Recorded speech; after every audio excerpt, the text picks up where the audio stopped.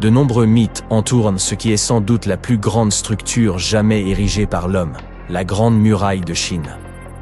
Certains affirment qu'elle est si vaste qu'elle serait visible depuis l'espace. D'autres prétendent qu'on peut l'apercevoir d'aussi loin que la Lune.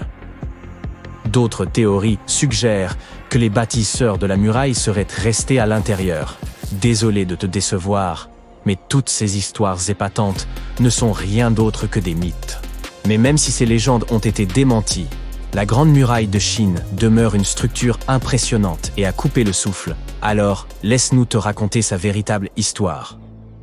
Aujourd'hui, la Chine est l'un des pays les plus peuplés du monde, avec 1,4 milliard d'habitants. C'est aussi l'une des nations les plus anciennes au monde. Elle présente 3500 ans d'histoire, écrite ininterrompue. Mais la civilisation existait bien avant cela. Selon une théorie, alors que le continent européen, par exemple, a probablement été colonisé par des humains venus d'Afrique, la Chine n'aurait pas été peuplée par des nomades venus d'ailleurs. Certains estiment que la civilisation chinoise se serait formée à partir des populations locales de l'âge de pierre, qui vivaient sur ce territoire depuis la préhistoire. Parlons maintenant de la Grande Muraille de Chine. Elle était vraiment très grande, même selon les critères actuels, puisqu'elle s'étend sur plus de 2000 km. Pour mieux visualiser cela, c'est presque 5 fois la distance entre New York et Los Angeles. Voire même un peu plus que la distance entre le pôle Nord et le pôle Sud. Même à l'époque moderne, on n'a jamais construit quelque chose d'aussi grand. Bien sûr, la Grande Muraille de Chine ne s'est pas faite en un jour, 2 peut-être. Tu peux continuer à compter. À vrai dire, la construction de la muraille aura duré des siècles. Tu sais sûrement que les cités anciennes étaient entourées d'enceintes pour se protéger des envahisseurs. Et oui, les villes chinoises en avaient aussi.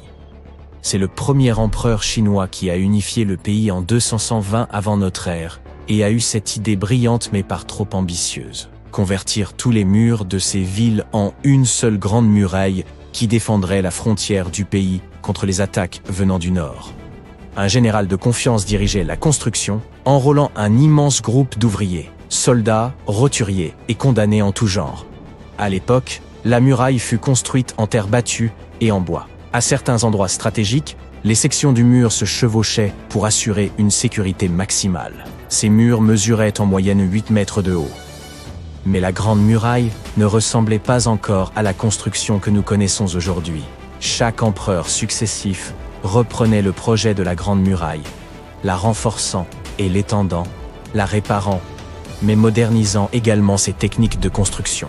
Certains utilisaient des briques, d'autres des blocs de granit et de marbre. Les tours de guet et les plateformes n'existaient pas non plus à l'origine. Elles furent ajoutées par les empereurs Ming. Ces tours permettaient de communiquer avec les autres sections de la muraille par des messages de fumée. Celle-ci est donc assez hétéroclite en termes de matériaux, mais cela ne fait qu'ajouter au charme de la construction et montre le temps et les efforts qu'elle a nécessités.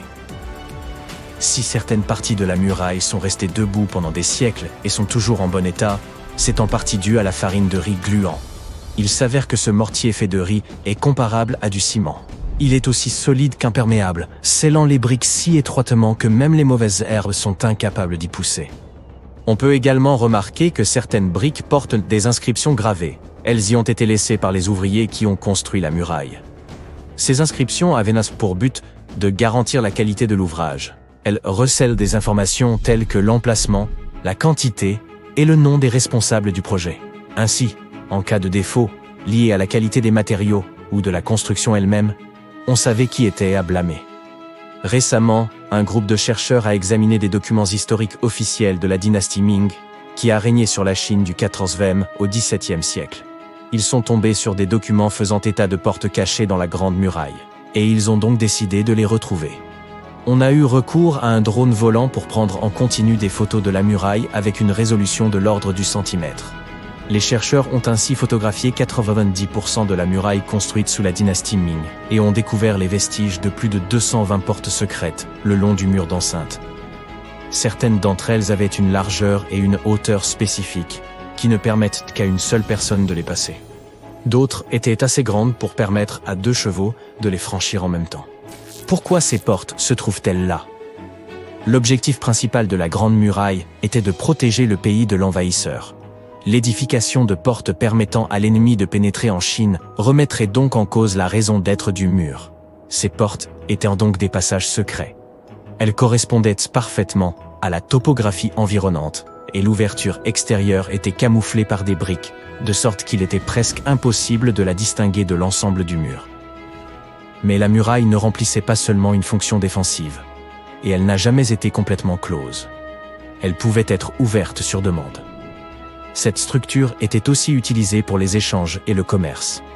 La communication entre l'intérieur et l'extérieur et, bien sûr, pour la protection et l'espionnage. Certaines portes étaient utilisées pour le commerce avec les pays frontaliers. Et par des portes plus petites, une personne se faufilait pour espionner l'ennemi qui vivait de l'autre côté. Ces portes secrètes étaient également utiles en cas d'attaque soudaine. Comme on s'en souviendra, certaines d'entre elles étaient camouflées au moyen de briques à l'extérieur. La sortie était tellement indiscernable que l'ennemi n'avait aucune idée de l'endroit exact où elle pouvait se trouver. Pour les soldats chinois, l'entrée à l'intérieur était creuse. Ils pouvaient ainsi traverser le mur et briser la porte de sortie camouflée, lançant ainsi leur attaque surprise. Même si l'objectif principal était d'empêcher les étrangers de pénétrer dans l'Empire, la muraille n'était pas très efficace à cet égard. On pouvait toujours l'escalader ou la contourner. Elle était donc surveillée en permanence, et les gardes envoyaient des signaux aux troupes s'ils voyaient l'ennemi s'approcher. En outre, ce mur donnait davantage de temps pour mobiliser et renforcer les armées chinoises, ou pour attirer les troupes ennemies dans une position stratégique difficile. La construction s'est arrêtée à la fin du XIXe siècle, le mur ayant perdu son importance stratégique et militaire en raison des progrès technologiques. Au fil des siècles et jusqu'à aujourd'hui, seuls 8% de la Grande Muraille sont encore en bon état, le reste étant endommagé. En outre, environ un tiers de la muraille a disparu sans laisser de traces, en raison de l'érosion naturelle et des dégâts causés par l'homme. On peut donc dire qu'il ne s'agit plus que d'un joli vestige.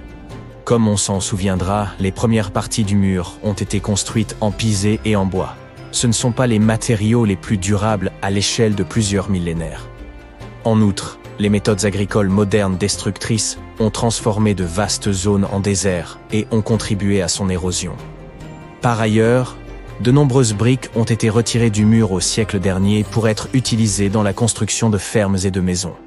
Aujourd'hui encore, la muraille est déconstruite pierre après pierre. Mais cette fois, par les touristes. Bon nombre d'entre eux en emportent une en guise de souvenir. Cela fait beaucoup de pierres, sachant que plus de 10 millions de touristes visitent la Grande Muraille chaque année. Depuis 1987, la muraille est inscrite au patrimoine mondial de l'UNESCO, ce qui souligne son importance exceptionnelle pour l'humanité. La muraille est l'un des 56 sites chinois inscrits au patrimoine mondial, ce qui la place au second rang des pays dont les sites sont protégés par l'UNESCO. Qui est le premier, te demandes-tu? La première place, avec 58 sites inscrits patrimoine, revient à l'Italie. Et sais-tu que la muraille n'est pas seulement une célèbre attraction touristique, mais aussi le lieu du marathon de la Grande Muraille? Ce marathon, créé en 1999, est l'un des plus difficiles au monde. Tu l'auras deviné? Les participants courent le long de la muraille, y compris sur toutes ses marches. Il y a 3 distances, de sorte que les participants peuvent courir un marathon complet de 42 km, un semi-marathon de 21 ou un simple footing de 8 km.